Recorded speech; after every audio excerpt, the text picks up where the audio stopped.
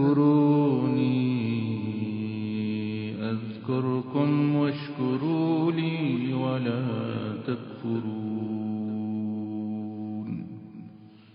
وقال عز وجل: إن الله وملائكته يصلون على النبي يا أيها الذين آمنوا صلوا عليه وسلموا تسليما.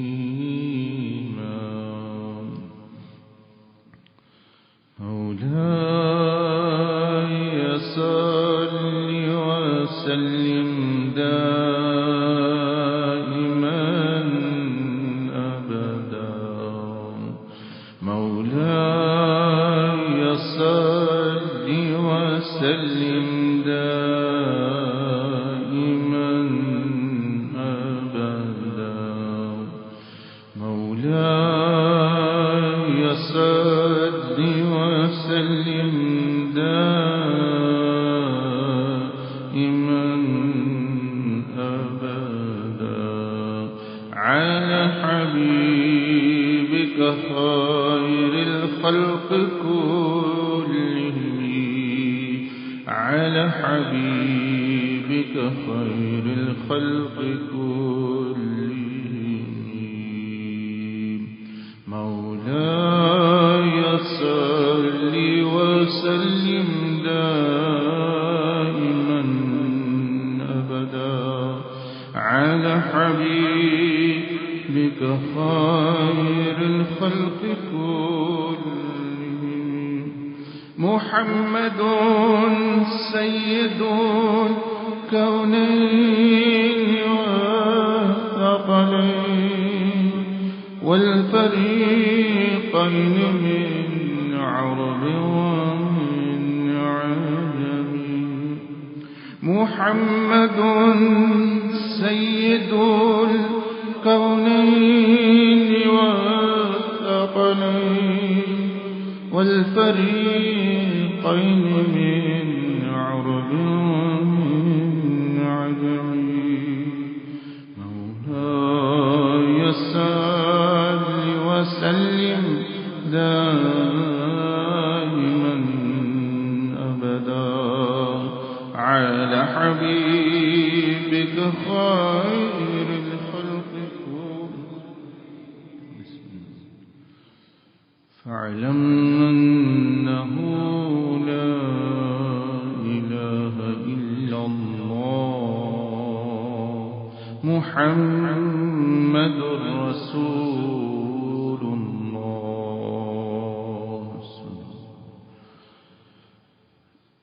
لا إله إلا الله لا إله إلا لا إله إلا الله لا إله إلا الله لا إله إلا الله لا إله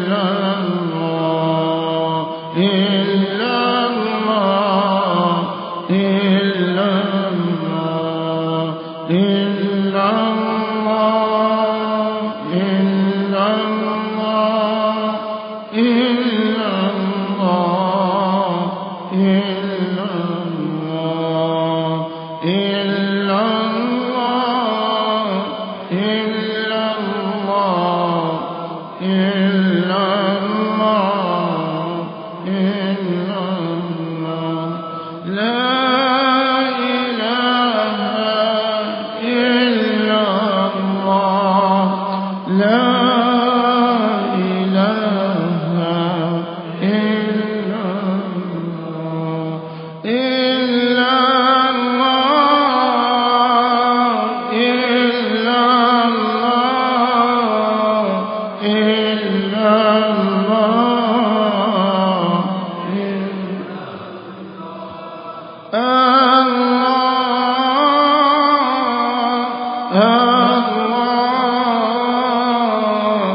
إله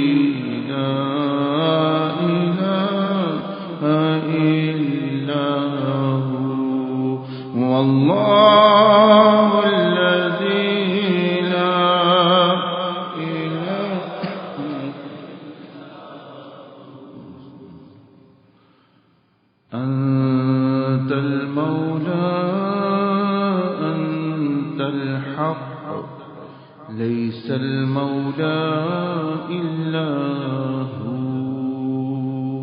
أنت المولى أنت الحق، ليس المولى إلا هو.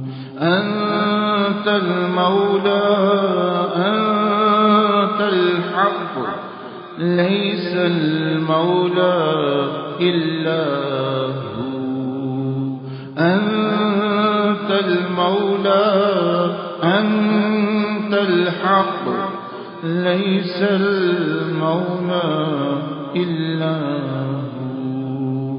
أنت المولى أنت الحق، ليس المولى.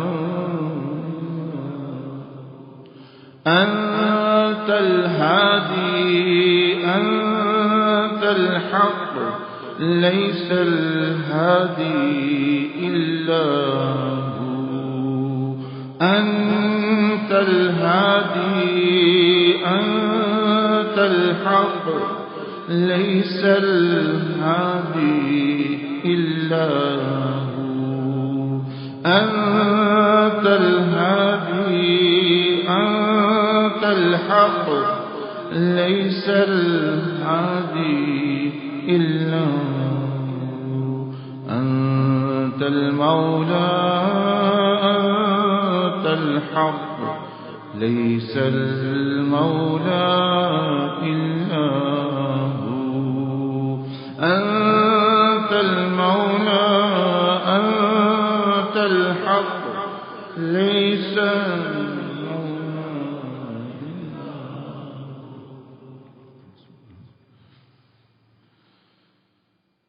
أستغفر الله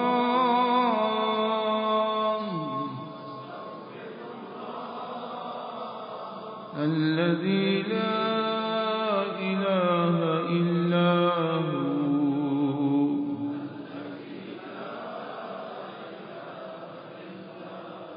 الحي القيوم وأتوب إليه. أستغفر الله الذي لا إله إلا هو.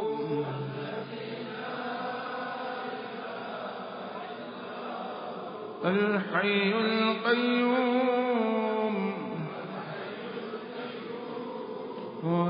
وأتوب إليه. أستغفر الله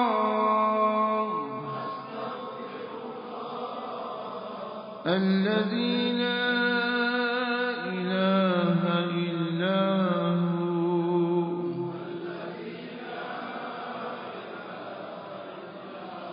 الحي القيوم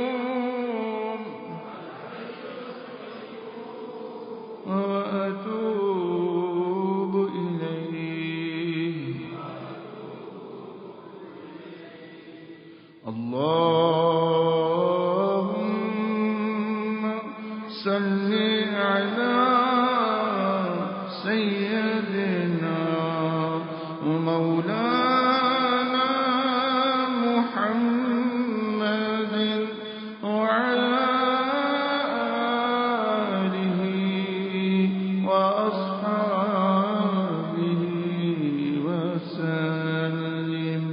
اللهم صل على سيدنا مولانا محمد وعلى آله وأصحابه وسلم. اللهم صل على سيدنا ومولانا محمد وعلى آله وأصحابه وسلم. الحمد لله رب العالمين والصلاة والسلام على رسول الله وعلى آله وصحبه أجمعين.